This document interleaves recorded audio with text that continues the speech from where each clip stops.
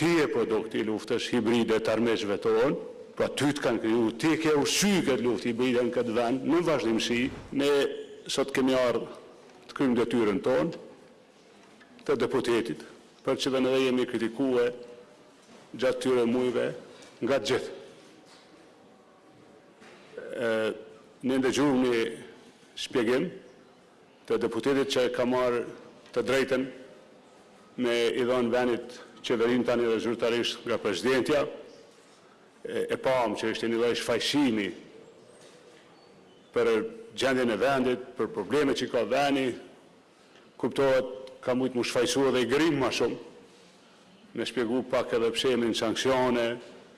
pse na është ndalu dialogu strategjik, pse çmimi i energjisë është rrit kaq shumë e kem probleme në prodhim, kjo listë ka mujtë me qenë e gjatë. Tani edhe ne si aleancë nuk dëshirojmë, pra nuk e shohim të rrugës të rendit, që të debatojmë për një program qeverisës, të një qeverie në ardhë, sepse nuk në udha. Nuk kemi asnjë material me shkrim të një programe qeverisës për vitet që vinë, që është praktik e zakonshme, pa shihet që deputeti që u paraqit në emër të shumicës nuk ka program qeverisës fare, nuk është nda deputetëve të paktën me pa dikush. Në ato premtimet që i tha, se pagën minimale 500 euro, pensionet, lehonat, dhe disa premtime tjera, nëse vim qeveri në opozita, do të përmbushim pak ma mirë. Nikosisht,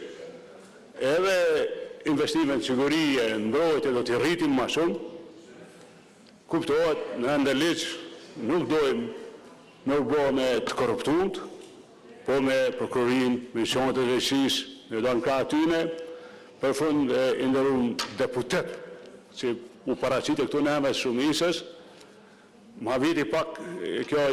arsyeja pse e çeke luftën hibride sot. Pas kaq vitesh ti në këtë foltore, për mendimin të më nderuar, ti e produkti i luftës hibride të armeshve tonë, pra ty të kanë kriju, ti ke ushqy këtë luftë hibride në këtë vend, në vazhdimësi,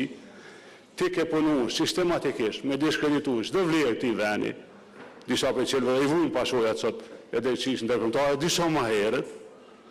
dhe si i këtil një ditë, po, është e vërtet, lufta hibride e han ato, i cili e ka ushqy atë luftë, e tash të ka radha besoj edhe ty, të rej sukses.